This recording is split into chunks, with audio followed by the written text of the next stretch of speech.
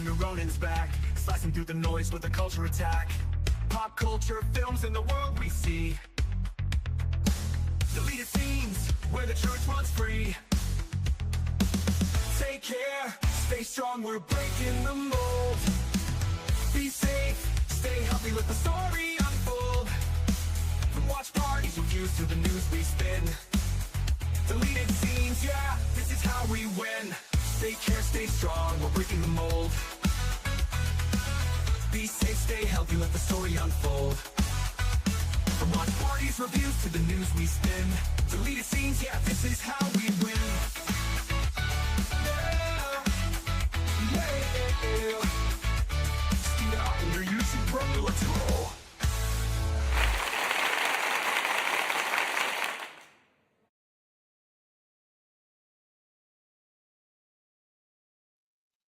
Good evening, ladies and gentlemen out there in YouTube land. I am Deleted Scenes, human being American and YouTube Ronin.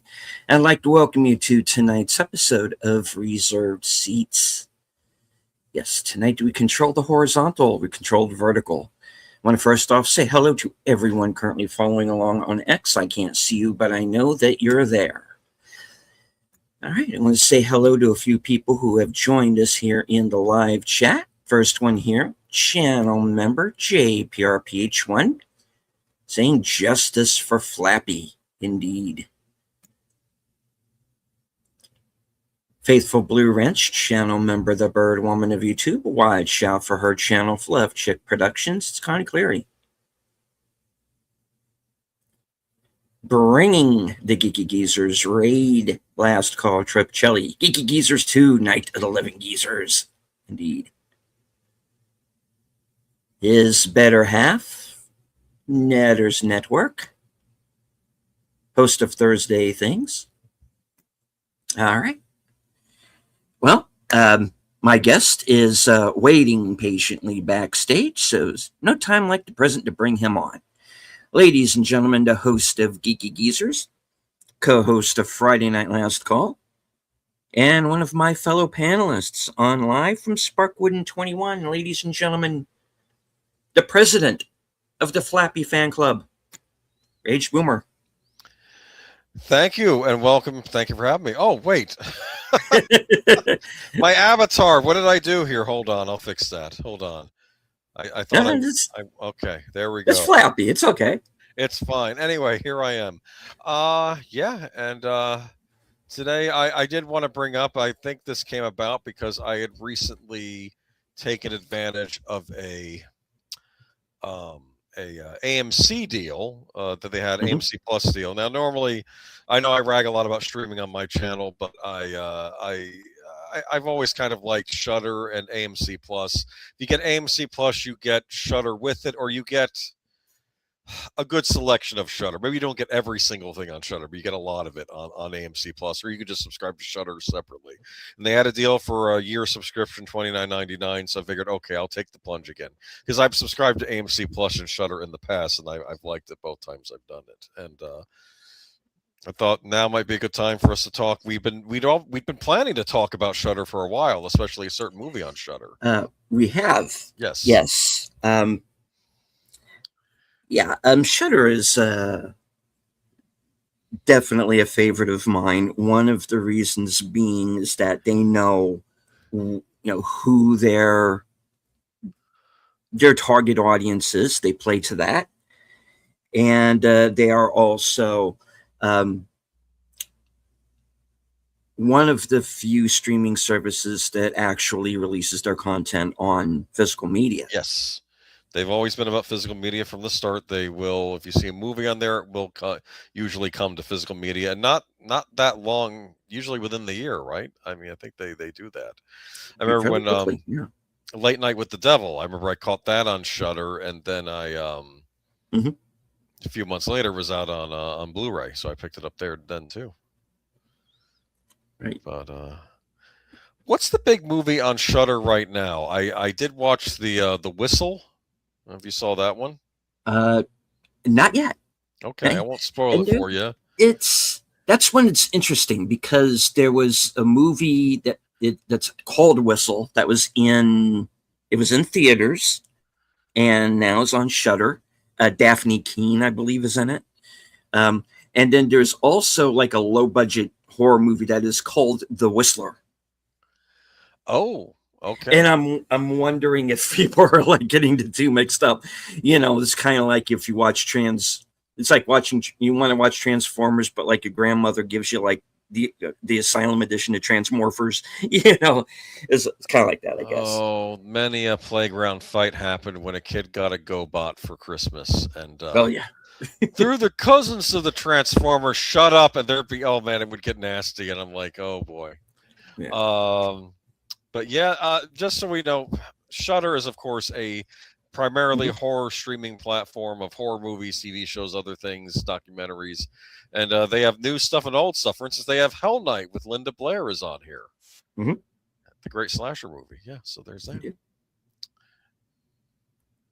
that. Pretty wide, actually fairly wide selection. You can find not only like older horror films, you can find films from foreign countries as well. Yeah, South Korea has definitely kind of come into their own as far as horror is concerned. Japan, of course, it's been and like I said, you start getting into some of the more, so I say Eastern European, and that stuff gets a little dark. But oh really? Yeah, I didn't know they had Eastern European. So I remember I watched that one movie with Jim Carrey, where he was Polish. Oh well, yeah. Well, that's a different thing. Dark Crimes. Forgot what that one was called. I'm like, wow, that's dark, man. Yeah, Dark Crimes was. I had actually first heard about it because I saw the review that Brad Jones did for it back in the day. Like 5 years ago, whenever the movie came out. But I remember his review for it, and I think him and I think his wife, then girlfriend at the time, I think went to go see that, and they were just like, he's great, but the movie not so much. It's not. It's the movie's a bit of a mess. Oh yeah, because. I mean, it's interesting enough. Number one, the fact that you have Jim Carrey in this kind of dark, kind of brooding, graphic, kind of murder mystery. Yes, like Seven or something. It's like, doing here. And but taking place in Poland, and he's kind of like the only one who's kind of like attempting any kind of an accent. Everybody else is just doing whatever. And yeah. He went all in, and everybody else was like, he what? did. Yeah. And he's actually pretty good in it. I like his performance in it. I just wish it was in a better film. And it kind of plays like they were like mandated to keep it to 90 minutes. So it's like you're missing things, it's kind of like that movie, The Snowman. You kind of feel like there are parts of the movie missing. Only the difference was with The Snowman is they didn't film the entire script. Which when you're doing a murder mystery, the details are kind of important. And whereas Dark Crimes feels like there are things that were cut out to keep it to a certain length time, like, because you'll have these characters come and go, and then they disappear for so long that you kind of forget about them. Like they have the whole situation where he has, his mother who is ill, and there's like this brief scene where he goes to visit her, and then she disappears for so long that you forget about her until he goes back and she's deceased. Yes. And then you have there's this kind of corrupt police captain who's involved in there. And the whole backstory with Jim Carrey's character, for anybody who hasn't seen Dark Crimes, is he was a detective, and he got wrapped up in this scandal where supposedly he I guess kind of was like an excessive force kind of situation, and he kind of took the blame for it, and he has been demoted to the mailroom basically, and there's a murder that takes place, and he's starting to connect it up to these other murders, and finds out that there's kind of this sex cult, I guess. Yes. It's kind of a trafficking thing, sort of. And he's linking all of this, everybody's dirty little secret is starting to come out. And in any case, there's like this corrupt captain, that you kind of hear about, this Gregor. Gregor's not going to be happy about this, and Gregor's going to do this, Gregor's going to do that. You never see the guy until like about 70 minutes into like a 90-minute movie, and it keeps getting played like this guy's going to be a big deal, but it's almost like the movie keeps forgetting about him until you finally see him, and there's this scene where he kind of threatens Jim Carrey, stay out of my business and all this. And then the guy just disappears for the rest of the film. It's just like, okay, I guess it wasn't that big a deal, I guess. It's a very odd film that just feels like there's more to it. And, it's too bad, because it kind of feels like there was a good movie in there somewhere. And it just kind of, it just doesn't happen, because the guts have been cut out of it, and you can tell. There's that and the Snowman. But at least we're getting a Snowman TV series. Harry Hole TV series. So that should. That was one of the funny things about the Snowman was, you're trying to take this movie seriously, and the guy's name is Harry Hole. And you're too busy kind of cast, though. Yeah, it did. Rebecca Ferguson. What's his name? J.K. Simmons is in it. I forgot he was in it. Toby Jones. Chloe Sevigny playing twins, but you don't find that out till later, which is kind of a weird thing. And this is again one of those movies that's like edited together by a pack of hamsters.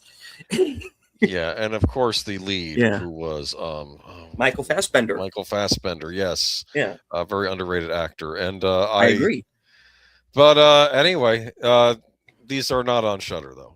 They aren't. So I kind of got us off on a tangent here. But, yeah, we did. I have watched some cool movies on Shudder. Kids vs. Aliens. I really was a big fan of that one. Anyone in the chat watch Shudder? Curious. Yeah, chat. I know, Connie, I know you got to be a Shudder fan. Flappy likes cream corn. What did I say on a couple streams? Did he like cream corn or not? I think it was a no, but I don't know. I mean, who doesn't like cream corn, huh? Well, cream corn is what you buy by accident. Apparently. What? David Lynch, apparently. I have to find out why it exists. It must have been a preservation thing. I have no idea. But yeah, I watched Whistle recently. I watched rewatched. Well, we'll talk about that in a little bit. There's something on there called Dolly. I haven't gotten to Dolly yet. I've been hearing I actually heard some decent reviews for it. Yeah. Freaky. Mad God I watched. Mad God, I got in trouble over Mad God. Because Mad God was the first movie that I ever reviewed on YouTube. Yes. And that video is still up. I was doing shorts back then exclusively. And I kind of got in trouble over Mad God because I kind of came off in the video like I didn't like it. Or didn't appreciate it. I appreciate it, and I understand the work that when it was directed by Phil Tippett, and it's this kind of stop motion animation and claymation together, and the artistry of it is fantastic. It is really something to see visually. I just felt that story-wise, it ended halfway through the movie and then it repeats itself. I feel like Mad God is the kind of movie that I would have been amazed at, like in my early 20s, like when I was a budding film buff. I would Mhm. have seen this thing and loved it. Now that I'm older, I don't know. Like I'm always on the fence about buying it on physical media because I'm like, on a technical level, it's a tour de force of stop motion, and I'm very Mm, impressed with it. yeah, But it's just so weird. it is.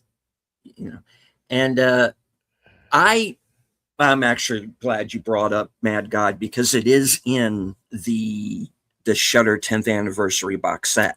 Yeah, you bought that, and I did. I was tempted to. I was on the fence about getting that, but Mhm. I know they had the mishap with the earlier prints with Late Night with the Devil, but I already have that on Blu-ray, so I don't Yeah, necessarily need that. I'm I got curious, that too. was Watcher Um, in that set or no?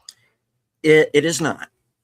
Okay, well, I mean, I already own it, so I don't need it again. I'm just kind of Well, curious why they omitted agreed. that one because I think Um, that is a Shutter original, but we'll get into that in a little bit. mhm. But what else is in there? No Kids versus Aliens? Probably not that one either, right? uh, well, I have it right here, so I'll show you. And all of these are in all of these are in like release order, which I was really happy Yeah. with. Terrified, Okay. the Mortuary Collection, Okay. which I believe has Clancy Brown in it. I need to watch Um, those. Okay. The Dark and the Wicked. See, a lot of these I haven't seen. Yeah.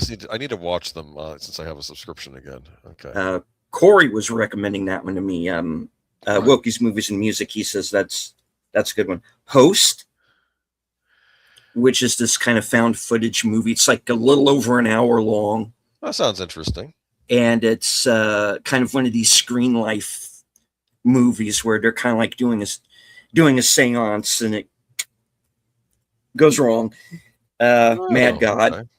Mad um, God. Okay. VHS 94, Okay. Caveat, which was Darren McCarthy's first movie, who also did Oddity and Hokum, which is out right now. Skinamarink, Skinamarink. uh, what was supposed to be Late Night with the Devil, but I got one of the boxes that has the role of Jenny Penn in it. But I already Well, had Late Night with the Devil, so you can always just switch cases or make a. You know what yep. you have to get rid of your Late Night with the Devil case and then make up a fake cover for the Jenny Penn movie, right? And then just put, or maybe you'll just leave it as is. I don't know. Yeah. What's the Jenny And Penn movie like? Have you watched it? Is it any good? I haven't watched it yet. And the final Okay. movie is in a violent nature, but yeah,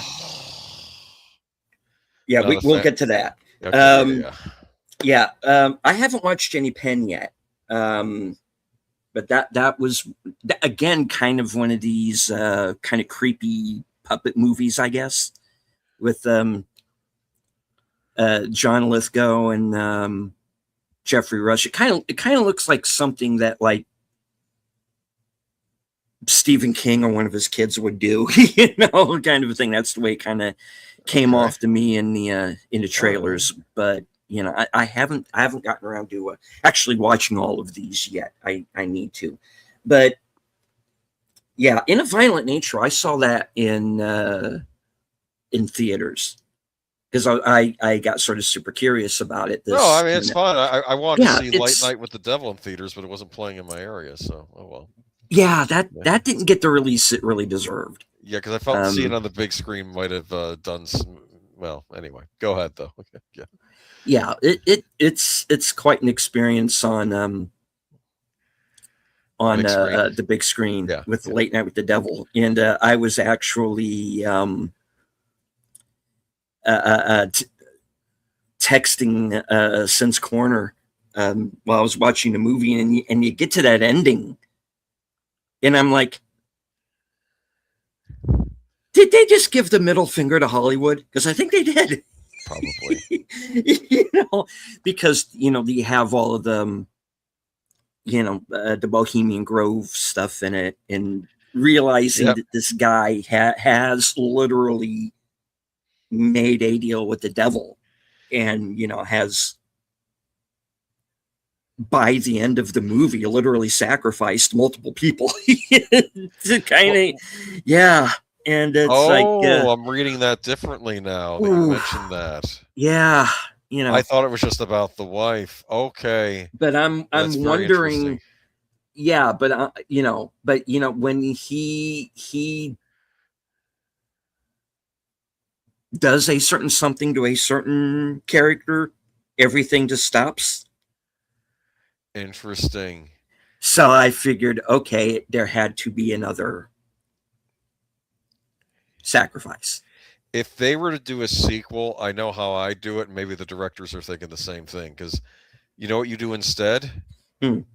Fast forward a few years, we're now in the 1980s, and have it be Afternoon with the Devil, and have it be like a Sally Jesse Raphael or a Phil Donahue type afternoon talk show.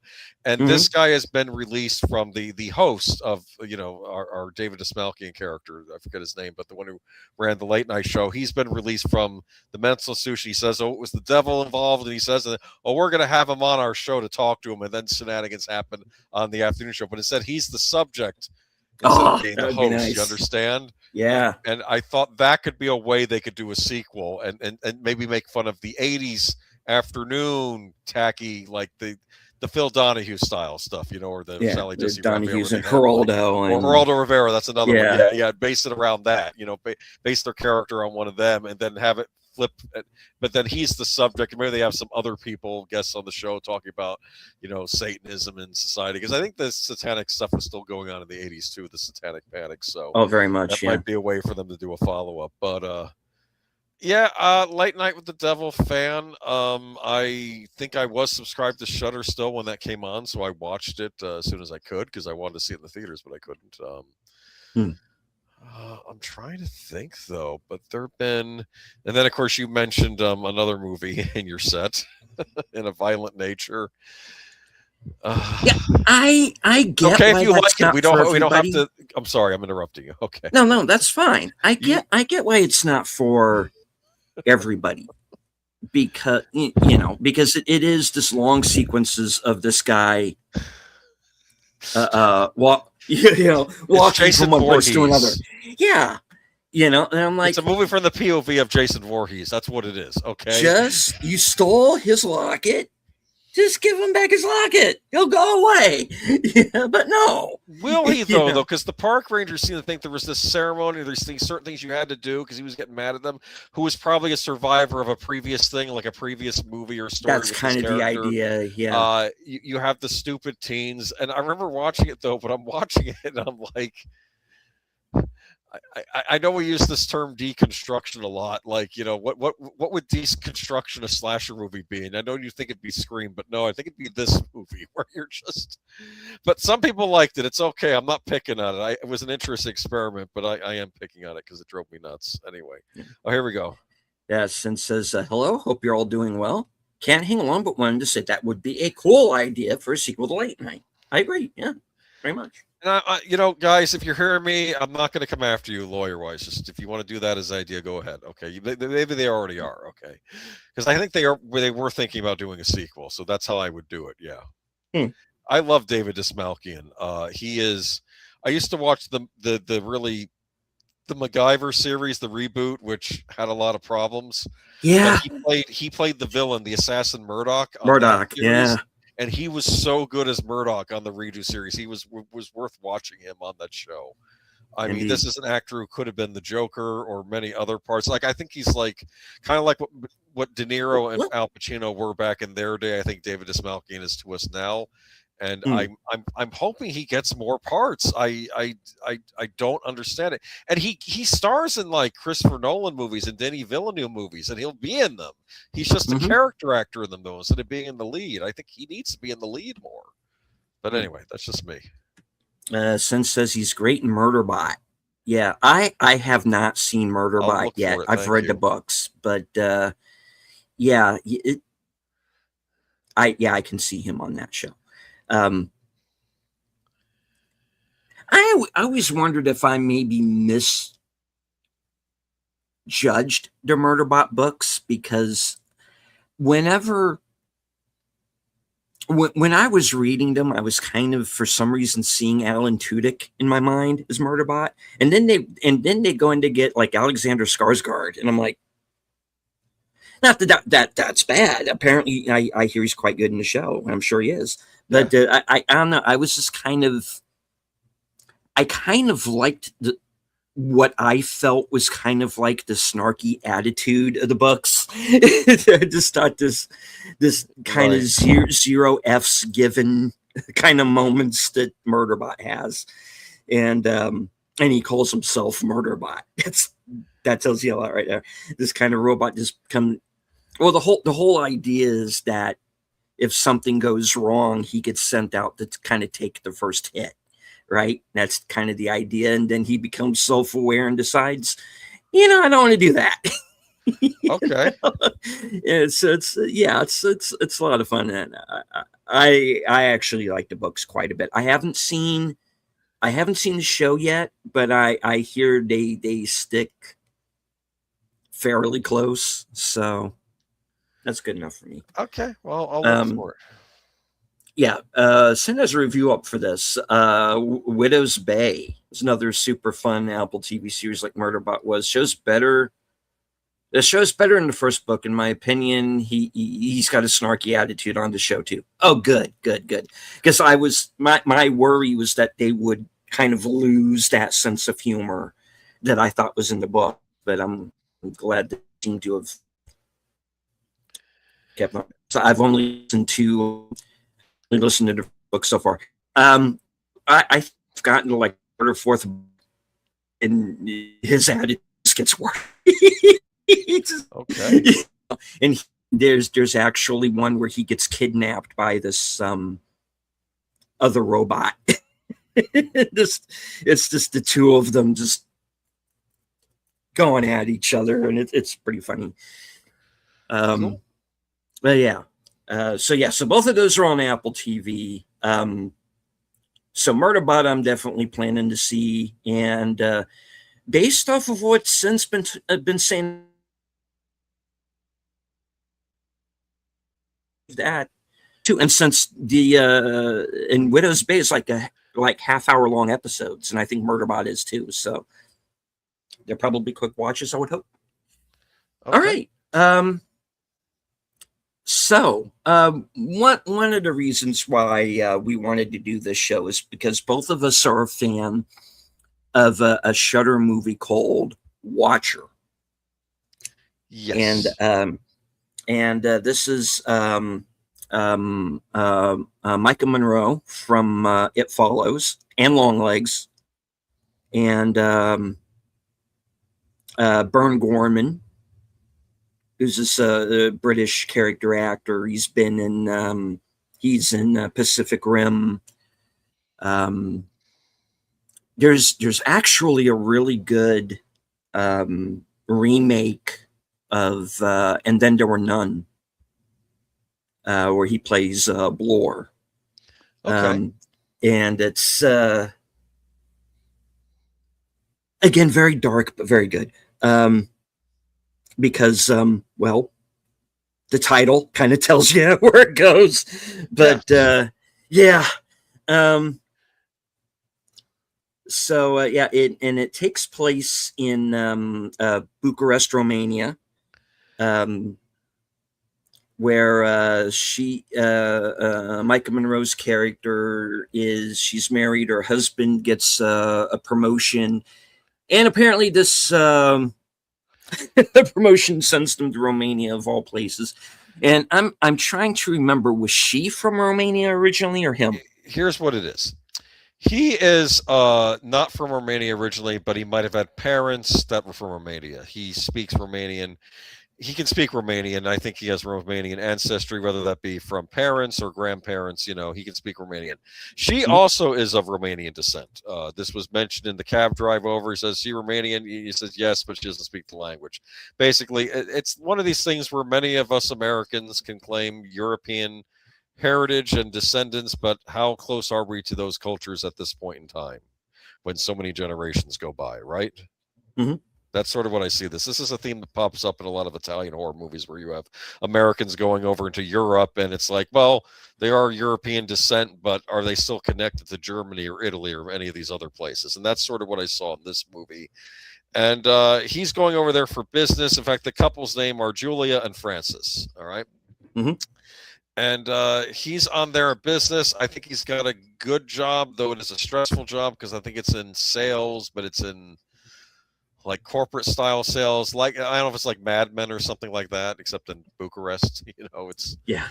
he's going over there. He gets a nice apartment, and they get an interesting apartment. That's the main focal point of this movie is they get into the apartment after the cab drive, right?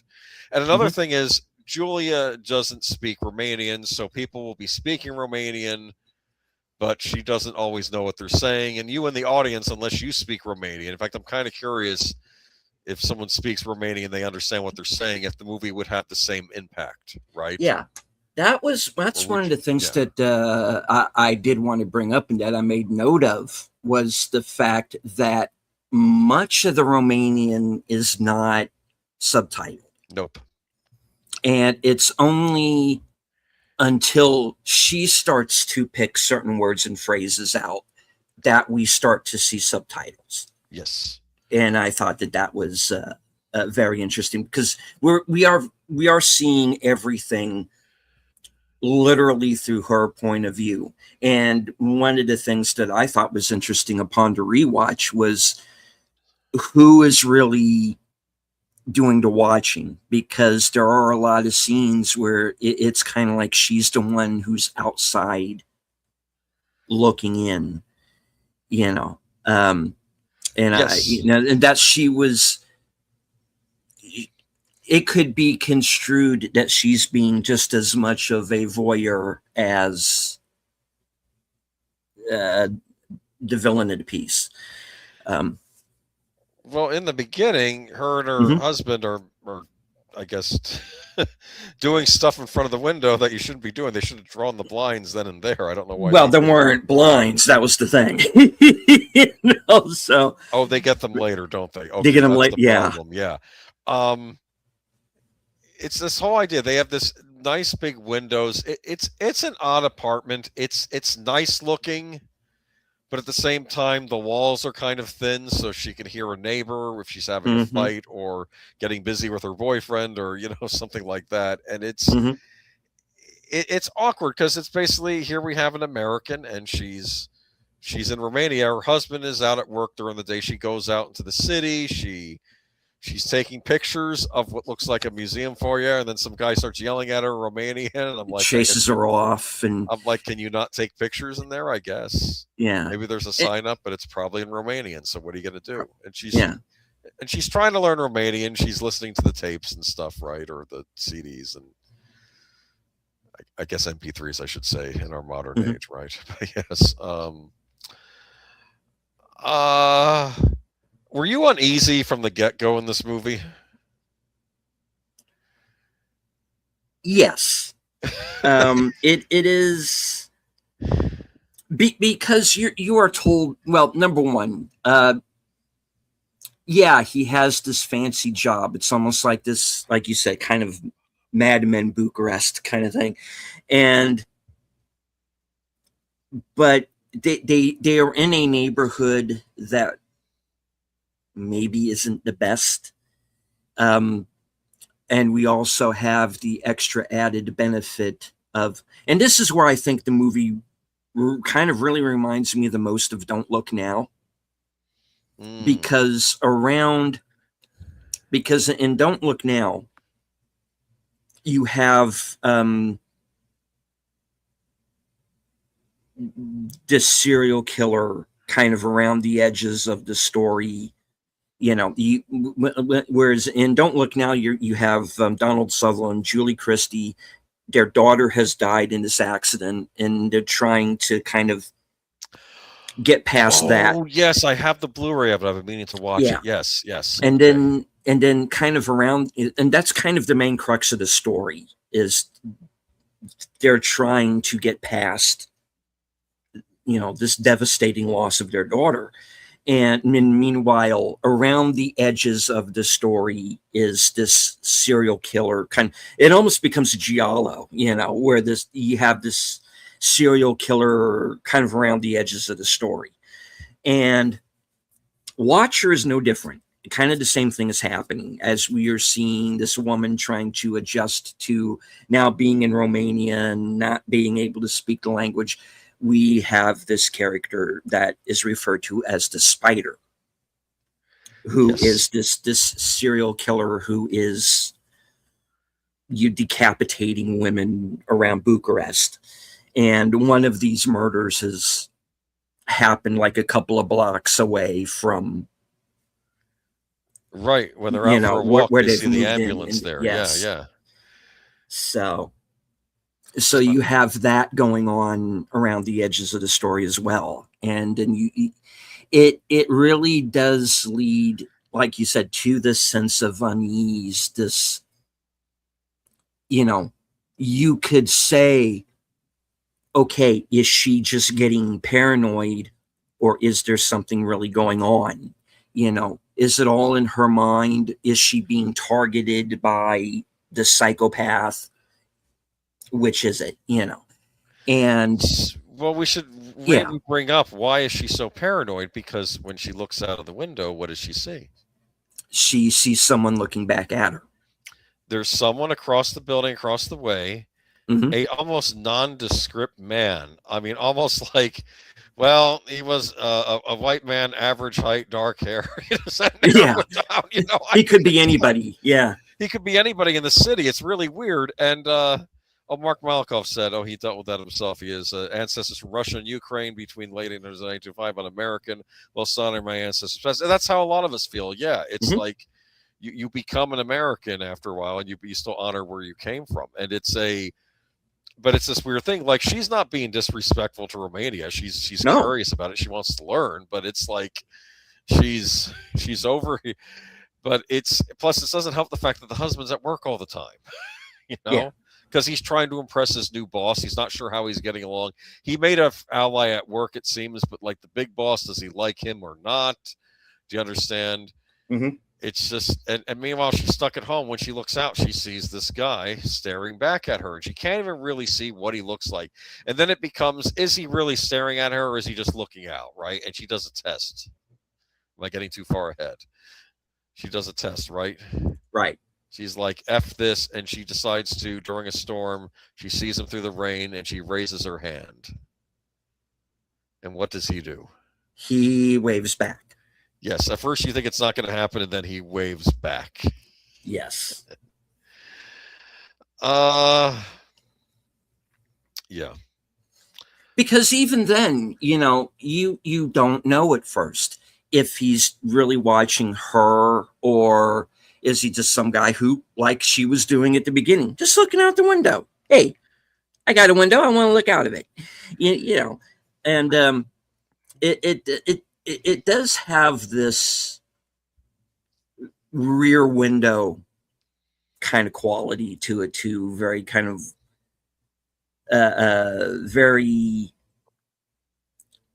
like I said, voyeuristic. And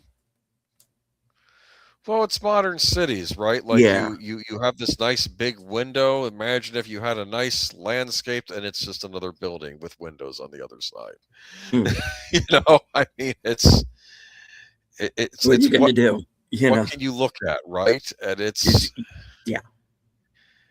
and of course, I'm trying to think. Is this is the next day when she decides to go out and she goes to catch a movie? Is that right? Am I getting things out of order? You took the notes, so don't. If I'm getting I was kind of going. All right. Well, I actually started from the beginning, and we can start from the beginning again. Yeah. Okay. Well, we can start when they take the initial cab ride. Was it just me? Check me on this. Yes. Was it just me, or is the cabbie that they talk to not the guy who drops them off? Oh, because he looks different to me for some reason. I don't know, because when I was watching it again yesterday, I saw him. He was looking at himself in the mirror. You see his reflection mirror. He does that conversation with, "Do you speak Romanian?" And she's like, "Oh no, I don't." And like, "I'm Romanian, but I don't speak it." And then he says a bunch of words and then the husband looks uncomfortable or something. And then like what do he say? What do he say? And he says you're beautiful. Oh, I just think you're very beautiful, and which she is, and that's Yeah. probably all he said. But we don't know specifically. Yeah. I'll take him at his word. He seemed to have a nice look on his face, and I'd like to think he didn't say anything too disparaging, or maybe commented on her, something else about her. I don't know, but because again, it's not just the fact that you're dealing with a language barrier when you go to someplace like Romania. They're how can I put this?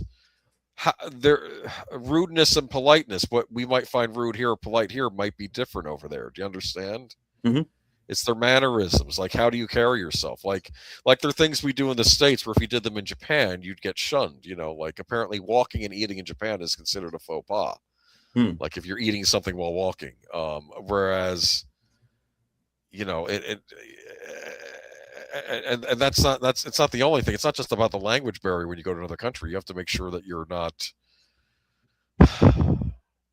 social niceties, that you're somehow adapting to those as well. Yeah.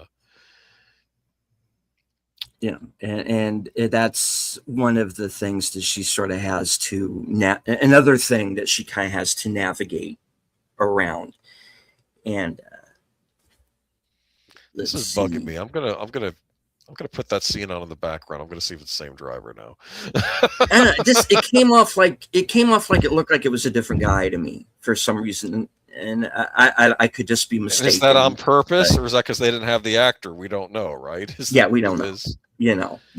Did they like stop and get another cab? I don't know. But deleted scene where he gets out, just pull over. Like, I didn't like what you said about what he say. Oh, it's nothing, hon. It's not. Don't you were because of course the husband is not telling her everything either, which I think is kind of rude.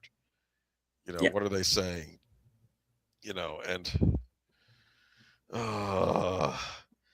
this movie is uncomfortable. It is. It does very much have this kind of sense of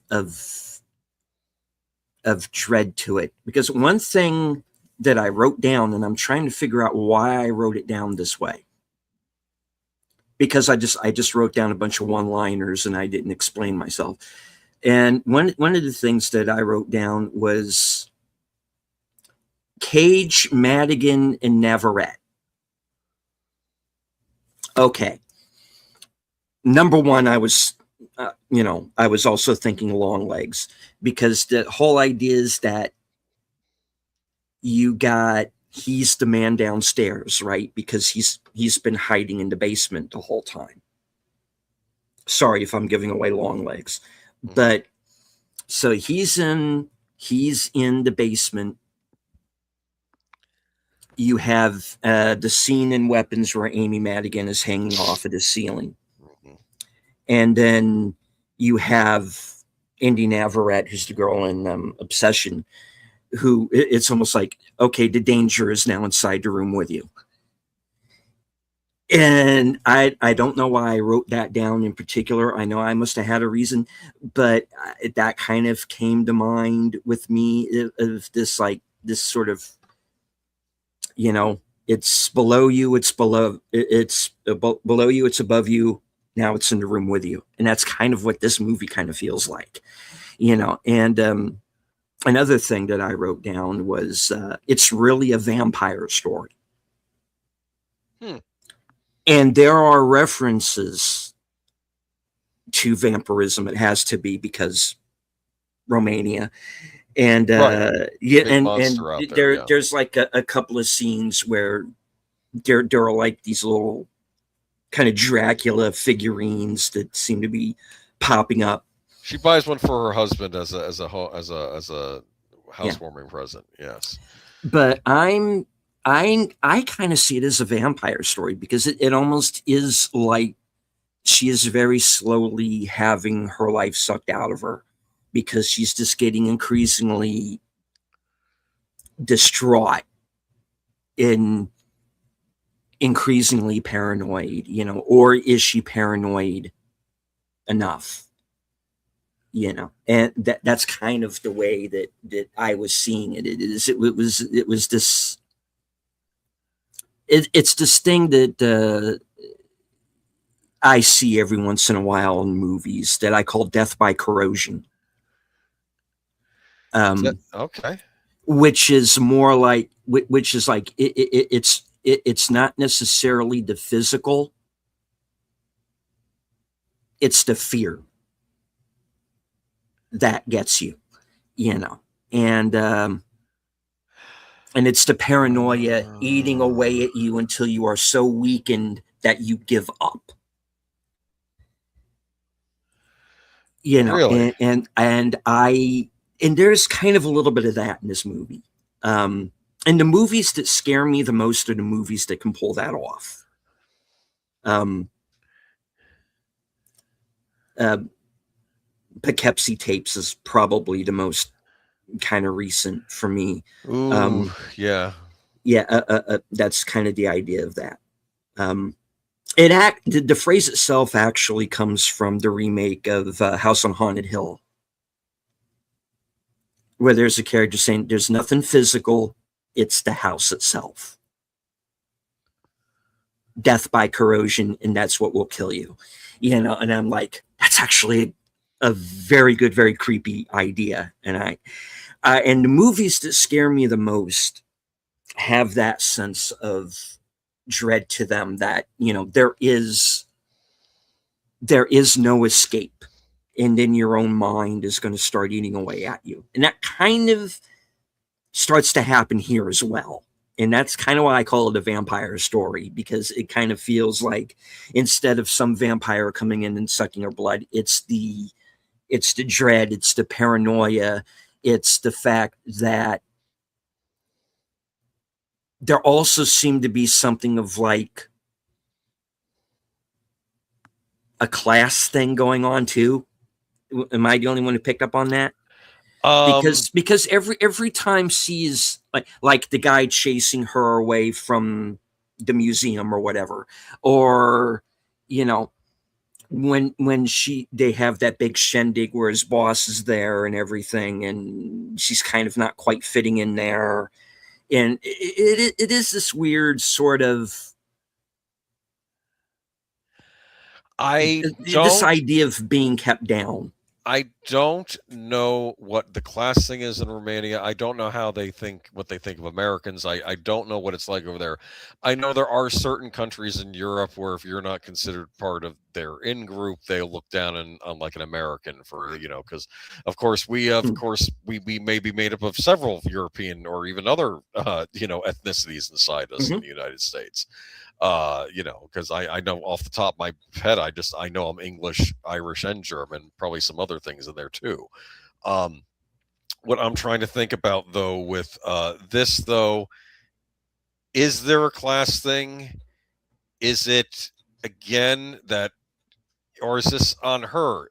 Is this this was driving me nuts here, because I'm actually trying, believe it or not, am trying to be fair to the Romanians in this movie. Are they acting out of character for their own society and how they do things? And like Well, I'm trying to think specifically, what have they done? That's my point. Like no, have I mean, they done? Yeah, they're not really doing anything. They're not really doing anything wrong. It's just that they kind of come off like they're like everybody else. You know, you got good people and you got bad people. You know, and it just turns out that, you know, the worst guy in the movie is not Romanian. You know, so there's that. You I know, didn't even think about that. What's interesting about the one scene with the boss, the boss is just a scary character because her husband's trying to impress him, and he does compliment her, but he compliments her on her beauty, nothing else. But to be fair, what else do they know about her? What is her career thing? She was an aspiring actress, but she gave that up. Like what is she doing with her life at the moment? You know, I mean, it's you know. Oh yeah, go ahead. You know, how long ago was that? Was she like the character in Lucifer, where she was in like one movie that everybody remembers and then nothing else after that? We don't really know because we're never told. Failed the audition for the local community theater. I don't know. They don't know. They don't say what she does. Has she been to university? I don't know. You know, and that's part of what could lead you to think that, can we rely on, is she a reliable narrator? Because that's what we I don't wonder in the we movie. don't really know all that much about her either. And that's why you can kind of throw her in as, and hello to Outlaw Bill. I don't want to ignore you. Good to see you, sir. Glad you're here. And so the idea is that, is this an unreliable narrator situation? Is this in her head? Is she acting to draw attention to herself? You don't really know at first. I don't know, because obviously she's an American, and this Mm-hmm. isn't even like regular Europe. This is Eastern Europe. That's a whole Mm-hmm. nother can of worms. And I don't know if it's just her getting used to the surroundings. And when I look at the European, I mean, there's a slight brusqueness to them, but I don't think anything they do is mean necessarily. That's what I'm saying when they're talking to her or anything. There's the landlady who, there's that weird scene where she comes back to the apartment, and there's some guy Mm-hmm. standing in the doorway, right? Yeah. And then she explains, "Oh, it's the lights." And Yeah. the landlady doesn't speak any English. Some of the locals do, though. What was I going to mention to you, though? I did check on the cab driver scene. Mm-hmm. My answer to you is I think it's a different cabbie, but I don't know, because part of the problem with the cab driver, when we're watching the scene, all we see are part of his face, the eyes, the nose, maybe a little bit of the mouth. But it does seem like the guy that comes out of the cab is younger, but it throws me off. I don't That's know. the thing. Yes. Yeah. That made me think it was a different guy. It could have been, but I don't know. Or maybe they're just doing that to mess with you. Again, because it is that sense of disorientation that you do have through a lot of it. And it is, just, how there are certain places that seem to be almost deserted. The fact that they have the scene on the train, and there's like hardly anybody on this train, and the train cars are just seem like they're huge. A lot of space, too much space. I mean, on the one hand, it seems nice that there's all this space in the city. Yeah, but at the same time, when they have that conversation, and it's like, okay, there's not room enough. Yeah, we'll get into that. But where are we though in the story? Like, have we gotten to the part where she's out and about town yet, or anything? Okay, so she's kind of out and about, and she gets, and I kind of get mixed up at which point is which. Well, she goes out a couple times. She goes out a couple of times, and there's the scene where she gets thrown out of the museum, or what, chased out, really. And then she goes to the store. No. And right, and that's is this after the theater? Oh no, she goes to the store to buy the figurine. Yes. Yeah. So she's at the store and notices she's. And again, at that point, do we know if he's following her, or if he's just a random guy, or, again, is she being paranoid? Because you got to understand, there's also this, like we said, there's also this serial killer, and once she starts seeing the guy across the way who waves back at her when she's getting followed in the store, is this the guy? Yep. So that plays. Wait a minute, you're talking about when she's in the grocery store? Yes. Let's rewind, because she goes to the movie theater first. She goes to she sees Charade is playing. Right. Which I think, was that Alfred Hitchcock who did that? maybe No, not. I know Charade was Stanley Carrie. Donen, I think. Okay, Carrie. But I'm confusing it it's with another Cary movie. Grant, Yeah. Audrey Hepburn. Yeah. Yeah, I'm confusing it with the one about the thief. Anyway, because I think Charade was also about a thief, but I think Cary Grant was in another movie about a thief that Hitchcock directed. Anyway, I'm going off on a tangent. Right. Okay, so she goes in to see Charade, and she sits down in the theater, and it's somewhat empty. There are a few people in the seats, and she's looking around, and she just sees some guy staring at her. It's not the guy from the window, though. He's just like, "Why are you looking at me?" You know. So she goes back to looking at the movie. And then someone comes into the theater, correct? Mm-hmm. And sits right behind her. Right. And then he kind of leans out, almost leaning toward her, and then she just freaks out and leaves the theater. Mm-hmm. This scene is the one scene in the movie that kind of bothered me. And I'll explain why. If it is this guy who she thinks is watching him, I think that's too forward for him. I would have preferred it if it was supposed to be that guy, which I think it was, that he would have sat, like, he could even have sat in the row behind her, but maybe a little further off. Do you understand? Mm-hmm. I think that was too obvious for him to sit directly behind her. For some reason, this one scene of him sitting directly behind her, I think it kind of throws the movie off a little bit. I don't think it's him. You don't think it's him? I don't think it's him. It may not be. You're right. It just looks like a bigger guy. It may not be him. That was my other option. So if it's not him, but maybe she thinks it could be him, but then she goes into the store, right? Mm-hmm. Okay. And then the guy comes in, because you're right. I don't think it could be him, because how could he have then gotten up and just acted like he was doing a normal grocery order? It seems odd. So you're probably right. The guy behind her probably wasn't him. We couldn't get a good look at him, though. That was part of the problem. She goes into the grocery store, and then the guy comes in behind her.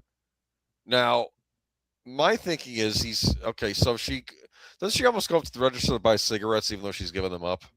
Yes. And then she's like, "No thanks," and then the cashier kind of just shrugs it off or something. The cashier looked a little annoyed. Yeah. But that's the one thing I'll say about the people. Everybody just looks kind of annoyed. Everyone in Romania looks a little annoyed. That's what I say. Like not that they're going to be have outbursts, but they always have they all get a little annoyed at her sometimes. But again, it could be that she's doing stuff that in their culture is considered like these little faux pas that she's unaware of, and I don't know, because I've never been to Romania. I don't know how Romanians act. I'd love to hear a Romanian's take on this movie, actually, to see if it was accurate to Romania, or is this now being filtered through the eyes of an American, even though it's an American of Romanian descent, and how they're seeing the whole adjusting to their new surroundings. I mean, when we first moved to Florida, I came from the Northeast. I had culture shock down here, but this is still within my own country. Do you understand? Right. So you can get that even in the United States if you move to a different state. So anyway, so she's in the store, right? What is she doing? She's shopping, right? Yeah. She's taking cans off the shelf. Sort of. Yeah. And then she sees someone else is in the store, right? Right. And it's this actor that I think I've seen in other movies, but I can't quite put my finger on him. Yes. And that's when we finally, for the first time in the movie, see Burn Gorman. And like we said, he's in Pacific Rim, and he's in Dark Knight Rises. And he's one of those guys where you might not know him by name, but you've seen his face everywhere. You've seen him. He's one of those guys. I've seen that guy.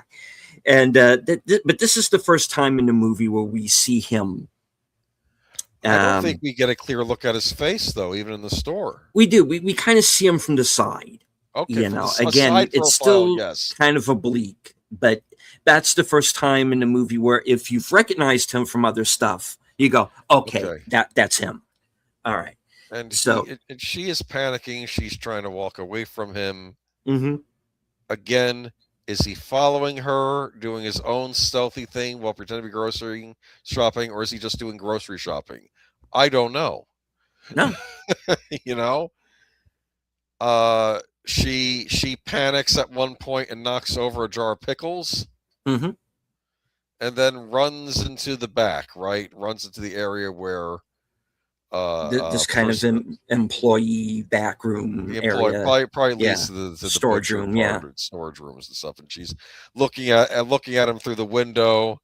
And is he almost looking at her? But maybe he's about to turn, and then she gets interrupted by an employee, and he's like, and he says something in Romanian, which I assume is, "What are you doing here?" Right?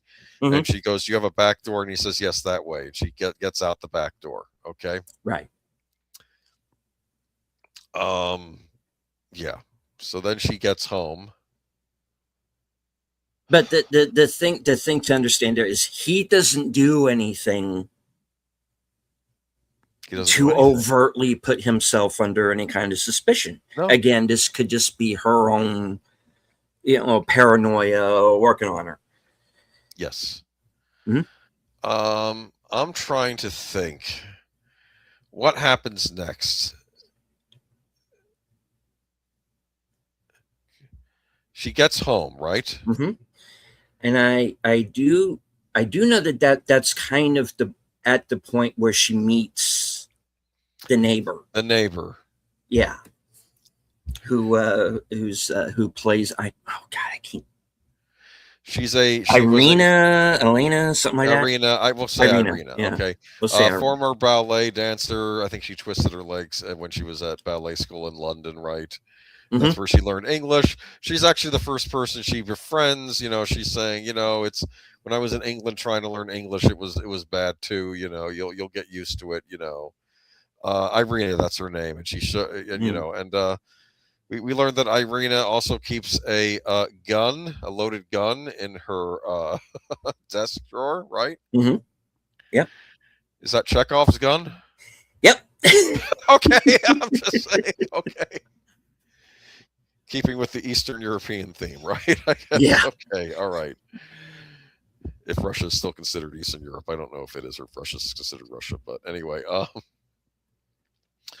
But yeah, Chekhov's gun in the drawer. And then what is it? Yeah, she hangs out with this. We learned that Irina has an interesting day job later. Yes.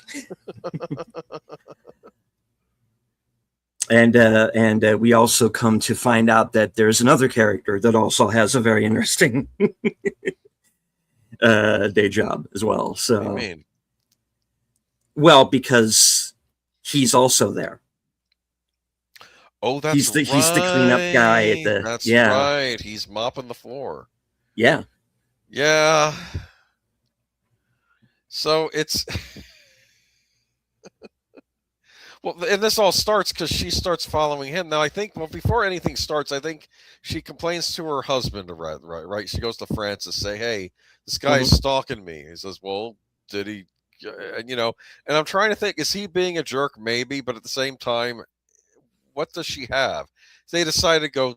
They decide to go down to the store, right, and look at the cameras, right?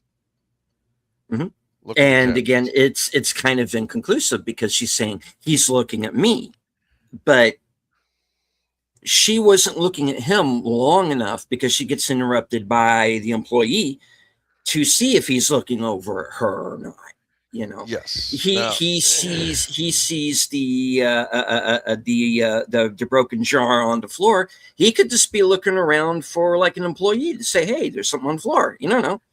We don't know. I noticed that his movements are very slow in calculating, like he's deep in thought about something. So yeah, he is a little unnerving. I'll say this, but anything. But you can't arrest someone for being a little unnerving. And it's like, so she. What is it? Don't they talk to the police too? When do they talk to the police finally? They do. Finally bring in the police because when Irina is not answering her door. Oh, well, no, I thought this was before that, though. Don't they go over to his house and say, "Hey, no, that's later." Yeah. Okay, so that is the first time. Okay. So let's talk about Irina's place of work. What does she do for a living? She is a exotic dancer. Yes, let's say that. And we're very surprised when we see her because this is at this point Julia's following Weber, as we come Oh, to yeah, the Weber. know Yes, him. yes. And she's following Weber. She sees that he is mopping up the place, and he does that very creepy kind of very slow Michael Myers, just little head Kind of turn. reminds you of Michael Myers' face, kind of the way it's Yeah, very pale and and expressionless. Yes, it's just and she backs up against one of the booths, and that's when you notice that Irene is in the booth. And so she has this whole conversation backstage where it's kind of Julia laying everything out for Irina, her suspicions and yeah. Do you know the guy whatnot. mopping the Do you floor? know this No, guy? I Yeah, don't know him. don't really know him. Yeah, Yeah, people come in here and come and go all the time. So yeah. I. Oh no! I just realized he's mopping the floors in that place. Anyway, let's not Yeah. talk about that. Okay, anyway, but anyway, so I don't know. So Irina, I forget what she. I Um, think she likes Julia because she feels that Julia was looking out for her or something. Like, oh, yeah, there's a bit of a kinship there. which is It's nice. like Julia needs yeah, a friend. She needs a friend. yeah. Because especially in this country where her husband is gone half the time and has that kind of weird quasi. I don't want to say he has the annoyed expression, but he's like, "Well, I don't know." It's like, it's like So anyway, there's this kind of little red herring bit, or there are a couple, but there's the red herring bit of the landlady's cat, Elvis, who has gotten yes, loose in the building and is kind of getting in and out of apartments of course, somehow, and yes. and when so we have the situation where there's the knocking on the door, and Julia goes outside, and there's this guy outside of Irina's apartment, and this is the boyfriend. And and she's like, we were supposed to get together. She didn't show up. I tried calling her, Yeah. and she's not before answering. Before that even Yeah. happens, she gets the landlady because she thinks she hears a muffled scream in Irina's apartment, right? Yeah, and that's when they get in and they find Elvis. it, and Elvis is in there. Yeah, so And the landlady complains to Francis, the husband, says, "I don't want. She's making trouble in the building. she's making trouble, and I don't want people who make trouble in the building." Is basically what she says. Yeah. Yeah. Well, you know what? And, she found Elvis, so I don't know what you're complaining get about. an award. No, thank Yeah. you. You Yeah. know. You're welcome. But anyway, it's keep like, your own cat in your own damn apartment, please. So we heard something, and we don't know what it was. It could have been Irina stubbing her toe. When they go in the apartment, nothing's there. Okay, nothing's there. And then, like I said, the boyfriend's there the next day, and he's knocking on the door and we know the boyfriend can get can get angry sometimes, but he's never been physically violent. I think that's what it is, right? Yeah. So yeah, but she keeps the gun just in case, right? Which I think is an odd thing for a relationship. And he's a passionate man. I'll say that. Okay. Yeah, it's a good way to put it. Okay, maybe that's all it is. Yeah. Yeah, but he's a ruffian, he's a street guy, obviously. I don't know what he does. He can handle himself. I don't ask, Yeah, we don't. Yeah, yeah. It's best not that. Well, he's one of those guys where it's kind of best that we. What exactly is it that you do? You don't want to know. Okay, fair enough. And but he doesn't have a key to the apartment. He can't get in. No. And so he said, then he says, I tried calling her, but she doesn't pick up the phone. She says, give me her number. I'll try calling her on my phone, because maybe she'll pick up for me. If that's all this is, Irina's just, And then she tries calling her, and what happens? Does she hear the phone in the apartment? I believe she does. Yeah. Yes. Funny how Irina would just leave the apartment and just leave her. And then, of course, but then he figures, she's just not talking to anybody. But it's a little odd, don't you think? Again, unsettling. Now, what I'm trying to remember, Hmm. because I know she's the one who brings it up, that there's, and she tells the boyfriend, that there's someone who's watching me from across the way, and I think he's in, the apartment that's the fourth from the right or whatever she says, and but I don't remember what made her bring that up. Like maybe she was suggesting that maybe he saw something from Irina's apartment. I don't know, but anyway, she brings up the fact that to the boyfriend that I there's somebody watching me from across the way. Yes.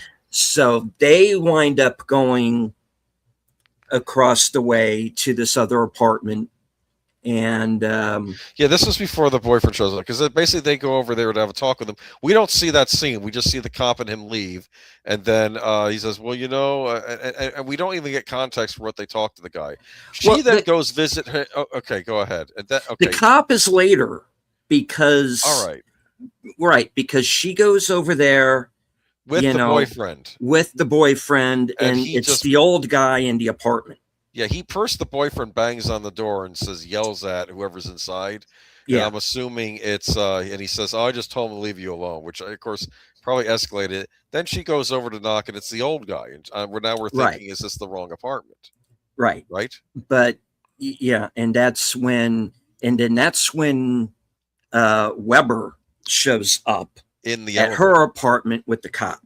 Well, first she sees him in the elevator coming up before she Oh, runs oh, down the yeah, yeah, yeah. stairs. He Or does was come he up. going up Yeah, the stairs? And then he's coming up but the she sees stairs, and him then in any he case. looks Yeah. at her through the thing, and Hmm. that's when he what is it then they have a thing with the cop showing up, and the cop just Hmm. look, this needs to stop, you two. And we find out the old guy is His his dad that he father, takes care of. who Yes. he yes. So she did, after all, have the right apartment. She wasn't wrong. Um, but the point is at that point, Weber makes it look like, all of the harassment is kind of coming from her, which at this point is what it Well, looks like. it could you be know? argued because she was Yeah. following him around the other day. She's going over to the apartment. The guy's banging on the door, and the cop's like, "Look, why don't we just chalk this up to a mutual misunderstanding?" Hmm. And then they have to shake hands, right? She is Which still they, creeped. She's still creeped out by him. Says, "Tell me when they leave." Okay. yeah. Yes.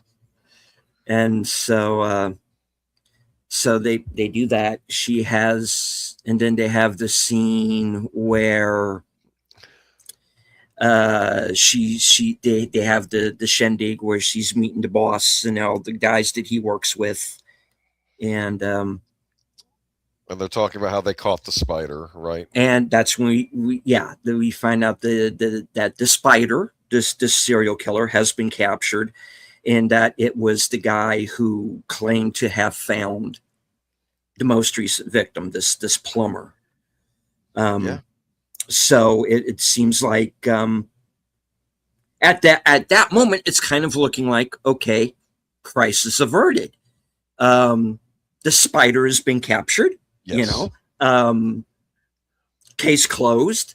She's more or less patched things up with Weber. All just a misunderstanding. And then she, there's that whole thing where she kind of leaves in a huff, and Well, it's because she's listening to them talk, because he's speaking Romanian to the rest of them, and she thinks he says, and he might have said this was, well, she has the spider to keep her company at home, and yeah, that was, she gets mad, and yeah. she slams she's drinking a lot of champagne too. She slams one of the glasses down on the tray and knocks another one over, and it's this little scene. Yes, okay, Mhm. yes.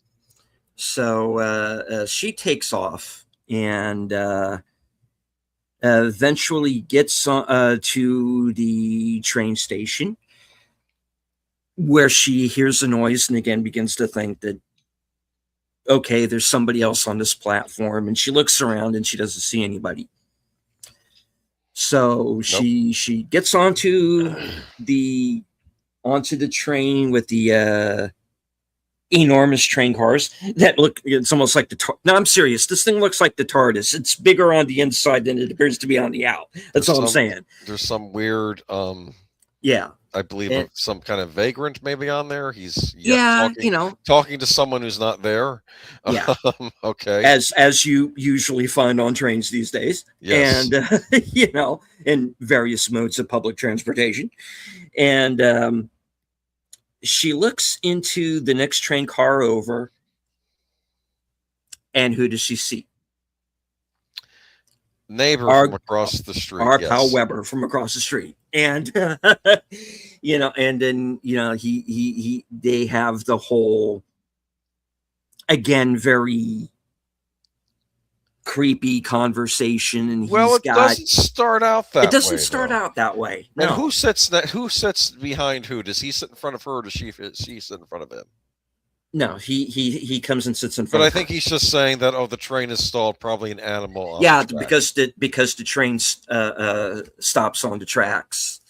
And he explains how he people watches, and and he fantasizes things happen. But then one time when I'm looking down and I see you wave at me, I thought, wow, maybe this beautiful woman would actually notice me and wave back at me. He does this whole thing, and we're sort of getting in his head a little bit, and maybe he's just a sad, lonely man who has to take care of his sick father.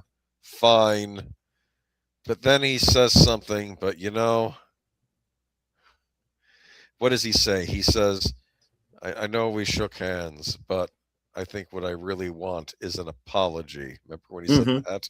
And he's holding onto a bag, and you're wondering, is there a head inside the bag or not, right? Because the way it's shaped, it may just be groceries, or it may be something else. I don't know. And then I think she finally says, I'm sorry, real quick, and gets out of there. Is that what she does? Does she apologize? I'm trying to remember now. I don't believe so. Okay, maybe if she did, I don't recall. Yeah. Or she did it hushed and she got out of there. I don't because at that point I'm trying to figure out what is in this bag, because they keep cutting to it. Again, adding to this kind of overall sense of paranoia that is throughout this film. And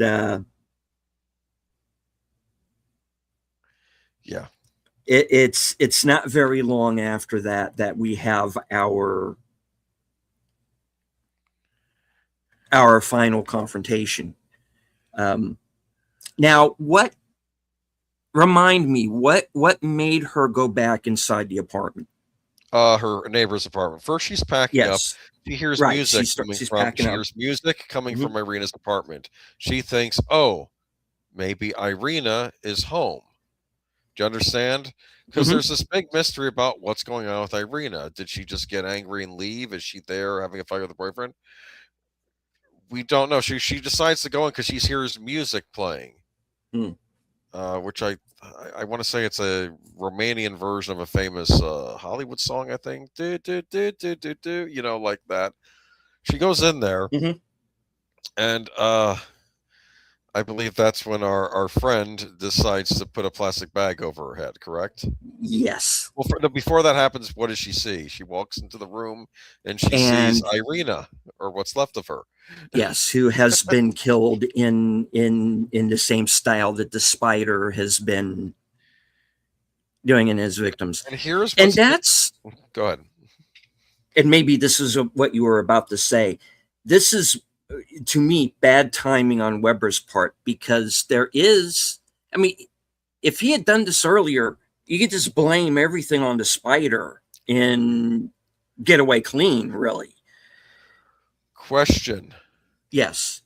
Why do we think he isn't the spider? Because they caught a guy who had this woman whose murder clothes in his apartment. Maybe he's just a perv, and when he was cleaning her pipes, he decided to steal some undergarments and throw them in his apartment. Okay, that could have all been what that was. We don't know. That's the problem. Yeah. Because they didn't find bloody garments. They didn't say they have found blood. or they found DNA. They said they found the woman's clothing in his apartment. He could have You just know, been he could have been some weirdo, but not necessarily a killer. Do you understand? or maybe he could have just killed that one woman and maybe not the rest. I don't know. Or it's It, possible Weber is doing this for the first time and because he finally snapped. I don't know, but part of me thinks No. he is the spider. I think he's the spider. Hmm. I don't know because again the movie doesn't say. Okay. Anyway. Go ahead. What we need to do is listen to the commentary track and maybe do a part 2. I don't know. I should listen to the commentary track. I have the Blu-ray. Yeah, but because okay, so Irina is unfortunately no longer with us. Weber now has Julia prisoner in Irina's apartment, and he's trying to talk to her. Right, and there's this other exchange, and he's got like a knife to her throat, and he cuts her. He has to get up, right? Mm-hmm. It's when he gets up or he's distracted or something that he decides, okay, I better just cut her now, and he cuts her. It looks like a bad cut, life-threatening, perhaps. Yes, right? Right. It's by the jugular, right? So it's like, ooh, there comes the blood. Yeah. The blood comes out pretty fast, actually. So yeah, I would say a lot of it. Yeah. Is this because the husband is coming into the apartment or knocking on the door? I think so. Yeah, because he rings for his wife and hears her phone in the other apartment, right? Right. Yes. That's what throws him off, and then he sees what's his name there, right? I forget what happens next.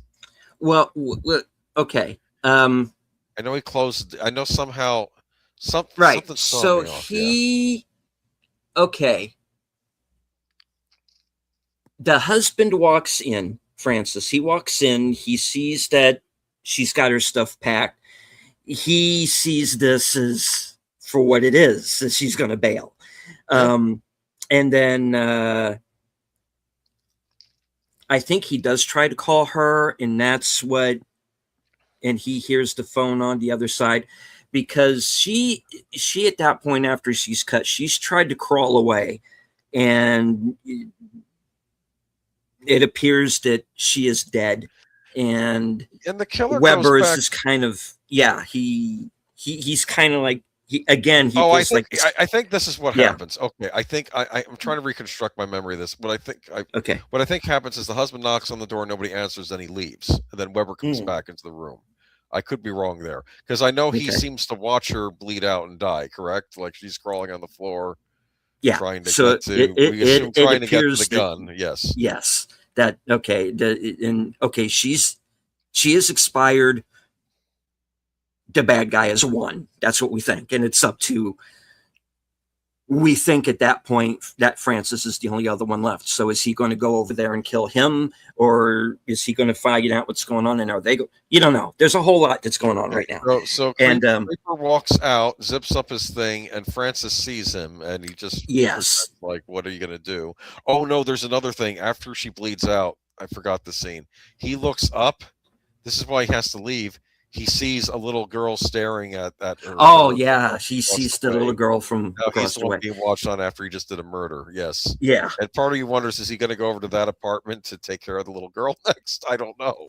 Because she's a witness from across the way now. Mm-hmm. So what does he do? He comes out. He zips up, and then I think Francis sees him. Correct. He does. Zipping up. And I don't know if he's going to talk to him, have a confrontation, and then suddenly shots ring out. Kablam. And 2 shots go off, and Weber is down. And is he dead? I think so. Okay. He's shot in some odd places, but again, Julia's probably never handled a gun before. So I know she hits him in the shoulder, but then she hits him somewhere else. So she might have gotten him in the heart or someplace critical. I think the landlady screams. Does she see what's going on? Right? I don't remember if she's in that scene or not. Okay. I think she is at the end, where she runs away or something. Yeah. Yeah. But So Julia has dropped Weber, and how she's alive It's and possible that standing, I don't know. it's possible the wound wasn't as severe as we thought. That's what I'm thinking. I don't She just know. kind There's of a lot looks of at her blood. husband, and then cut to credits. Cut Right. the credits, and the movie is over. What's the theme of this movie? Believe all women, as they were saying years ago. I don't know. I'm just the director. Who's the director? The director is Chloe Akuno, right? Akuno. Yes. Yeah. So I am. What have we learned? Believe it or not, it's not a violent movie up until the end. No. Because you're just seeing things alluded to.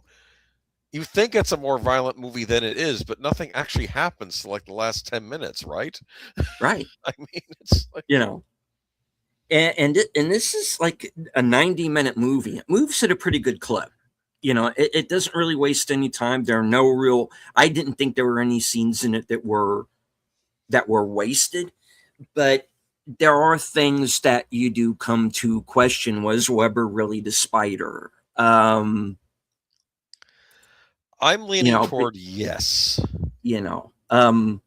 Because he knows how to do it. He knows how to cut a woman's head off. I don't think that's his first outing, but maybe it was. I don't know. Like he did tell her that he was hiding in the closet with the dead body when he was. Yeah. Yes. Well, there. Yeah. So you have that very creepy kind of point. If only Elvis could speak, he could have told everybody trapped what in happened. the closet woman. Yeah. Exactly. Elvis has entered the building. But yeah, so you're kind of left at the end with who was the real watcher, because there is this voyeuristic thing through the entire movie. People Julia, in each other glass. She's too pretty to be a creeper. Come on. It's this whole eyes are to the soul thing that's throughout. Everybody's watched. There's surveillance footage. There are the glass booths that the women are in at the club. I didn't even think about that. And they're in glass. That's a good point. Yeah. So there is a lot of this almost this distance that is between all of the people and I think that it is that isolation that makes Weber snap, and I think and the fact that he takes the job that he does, I think he's trying to, in his own sort of sick way, try to reach out to. He kind of reminds me a lot of the Frenchman from the first episode of Millennium. He goes to these clubs to try to feel something, but he feels more anger,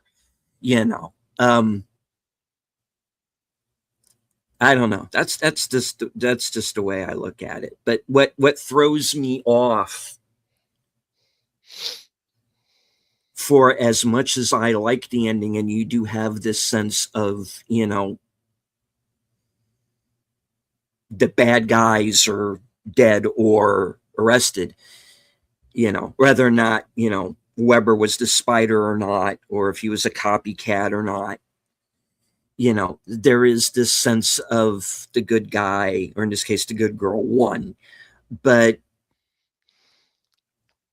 I don't know.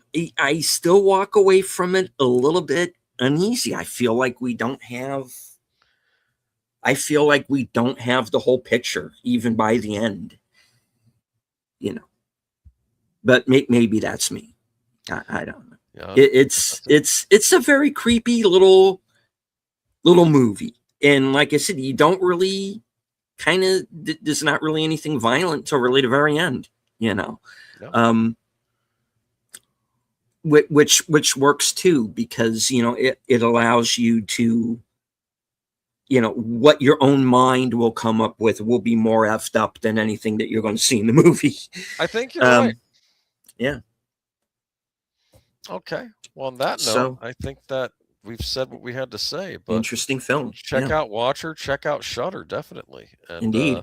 we'll have to do another Shudder movie another time, maybe. That might be, we could do We another should. one like this. Yeah. We'll think of what one of that is later. Cool. Right on.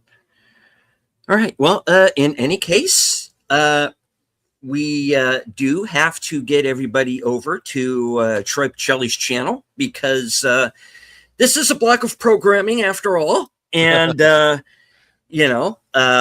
we have to get everybody over to Troy's channel for the next episode of Doctor Who, which I think he's starting on the air right about now. All right, Boomer, what do you have coming up? Nothing. I'll be on Sparkwood and 21 with you on Tuesday night. 8:30 p.m. Eastern Standard Time, and then I will be on Last Call, where Troy's going to talk about his latest gaming obsession, and then we're going to talk about then next Sunday Geeky Geezers, where I guess we'll talk about either the success or failure of Mandalorian and Grogu. So I guess we'll talk about that next week. All right. Mm-hmm. As for myself, tomorrow at 3 p.m., I will be joining Outlaw Bill for a special Memorial Day edition of Action Theater, and we will be watching The Longest Day, film about the film from 1962 about the D-Day invasion. And let's see. Wednesday, we're going to have a special Action Theater episode then as well. At I believe approximately 4:30 is when we're going to be starting, and we are going to be watching In Harm's Way. And then Thursday, we are going to round out our salute to the troops with 1917. Cool.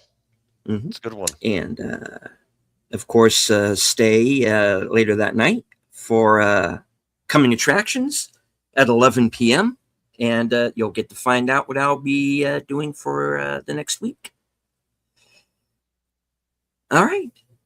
So, Boomer, thank you once again for taking the time out for joining me this evening. We definitely have some other films on Shudder that we're fans of, so we have to kind of pick one out, talk about next time. Yeah. For sure. And all right, so I want to thank everyone who was following along on X and on Boomer's channel. Everybody who was here in the live chat, including Connie and Bill, JPRPH1, Sins Corner was with us for a while, Enigma Severus, our resident Klingon Mark Malnikoff, Qapla', and let's see, did I miss any? And of course, Troy and Etter, who are probably on the air with Doctor Who right about now. So we're going to go ahead and do a hard out and get everybody over there. So on behalf of Boomer and myself, thank you very much for joining us this evening. And Boomer, any last words? Close your blinds. Definitely. Okay. And as I always say at the end of every broadcast, from HQ and all points north, south, east, west, and beyond, good night, take care, stay strong, be safe and healthy, because this is how we win.